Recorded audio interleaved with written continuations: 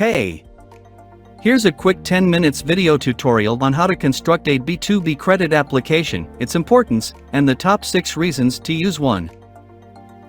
After watching this 10 minutes video, you will be able to learn the importance of a properly constructed and signed credit application, the process and guidelines involved in applying for credit, critical and optional elements of a credit application.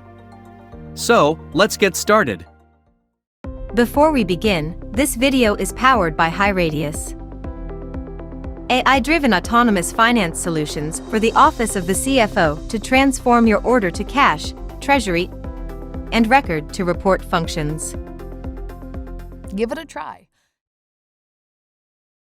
Over the next 10 minutes, we will dive into the following topics. What is a credit application and when is it needed? 6 reasons to use a credit application.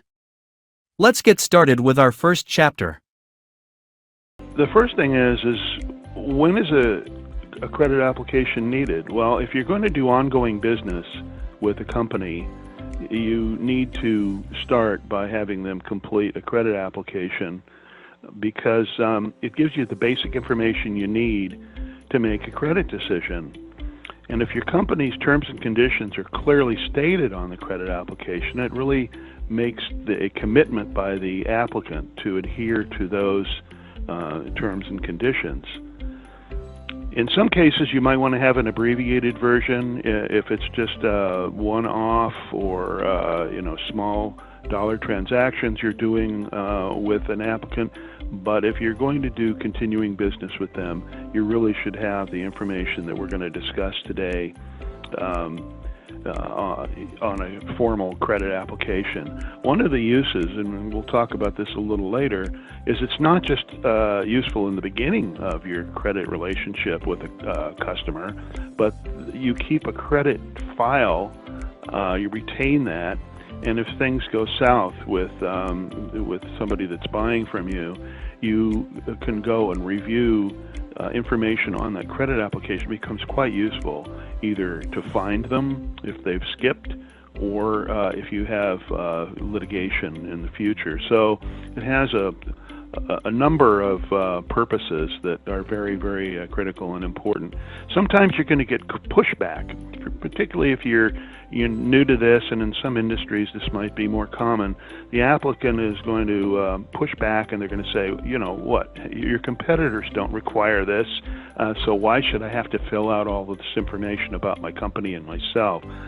Very unlikely. It's very unlikely that your competitors are treating this applicant any differently than you are. So I wouldn't really accept those kinds of objections, either from the applicant or could be from your salespeople. There's exceptions to taking a standard credit application form, which we're going to be talking about. There's other ways of getting the basic information, and also through formal agreements, having your terms and conditions agreed to. Now, trade credit, let's talk about that. Trade credit is a loan. You're providing something of value, either a product or service, to someone, and they're going to pay you at a future date. It's a loan. You're going to have various terms of repayment. It could be something where, hey, it's cash on delivery. Well, you've delivered the product, they're giving you a check. That's a loan. You still don't have good funds in the bank, even if it's a credit card or a check. But if you're giving extended terms to a company, you have to go through the basic steps to ensure that there's a likelihood that they're actually going to pay you back in a timely way.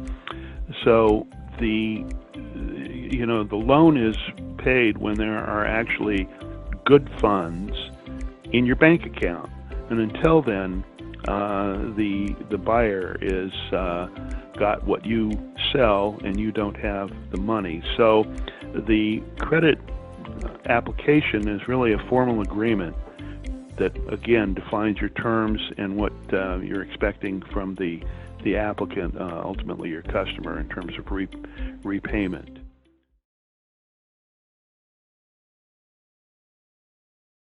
there's a unique role that people in credit and collections play in a company. They're business people, should think that way. You should think in terms of how best to service your company, generate profitable revenue, and really help facilitate the sales process. But you have a unique fiduciary responsibility.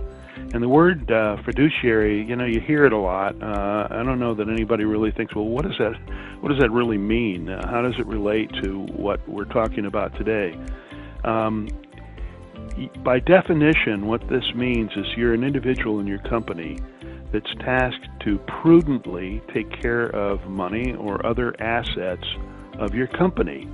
The company's entrusted this responsibility in you. So it's very important that when you're making credit decisions, they're based on facts. And the credit application definitely helps you gather those facts. Again, by any other name, trade credit is a loan. I'm sure there's nobody on the call that would expect to go, or on this tutorial, that would expect to go to a bank, ask for a loan, and not fill out a credit application. I'm emphasizing this because if there is pushback, if you think in these terms, it makes it very logical that you have to have this document before you set up a credit line or make a decision. It's a source of detailed information about the buyer. You will understand their history with trading partners and banks. You'll understand the history of the company. You'll understand things that, particularly today, that will help you find fraudulent situations, because you can verify contact information, ship to locations. You can verify the history of the principals and so on. So it has a lot of very valuable uses. Again, it can set the buyer's terms and conditions. So it documents, what's expected of that buyer in terms of adhering to your terms and payment expectations. The key thing is to have an authorized signature. I'm going to emphasize this point over and over again. I've had credit applications sent to me in my own career that were signed by somebody, and their title was secretary. And when I investigated it, they were a secretary. They were a secretary to the president. I wanted the president's signature. So, when you see an application, you just don't assume. You want to verify that the individual signing that is authorized to commit the company to your terms and conditions. The credit application also helps control risk in a variety of ways. You want to make sure, the basic point is you want to make sure that you're paid as agreed. If the buyer does not pay as agreed, then you have a document that you can enforce in court, and in some situations you can add to the credit application a personal guarantee, so that you can go after a sole proprietor, a partner, a member of an LLC. You can go after them on a personal basis if you have a personal guarantee. Now, how does a credit application assist in future collection efforts? Well, I would imagine a lot of people that are looking at this tutorial, if you've been in credit for any period of time, you've experienced a company that simply shuts up shop. You can't find them. But the information on the credit application can be very valuable, because you have information about their banking relationship you can contact, or other trade creditors that may have some information about where they are. You may have personal information that you can also use to track them down and hopefully ultimately get paid. So the other thing is that credit departments from time to time are audited. It could be an internal audit, could be an external audit, could be somebody just wanting to know, how did you develop the basis for the credit line that you extended. And having a good credit file that can be referred to in the future really helps you substantiate those things and validate that there was a well thought out decision. Again, on fraud and bust outs, you can leverage this information. You can identify bust outs. One important thing, when you're looking at a credit application, is to check, particularly if you have any concern, it's a fairly new company, or there is some difference between the product you're selling and what the nature of their business is, an auto parts store ordering printers, for example, en masse, or some disconnect like that. It gives you some basis to check them out. And if the ship-tos are not lining up with the locations of the business, in my experience, I've seen bust-outs where there was a fraudulent applicant that ordered product. It was shipped to a warehouse, and by the time the creditor found that they weren't getting paid, the warehouse was empty, the product was gone, and they lost considerable amount of money. So you have to think of it as a tool to help with avoiding fraud as well.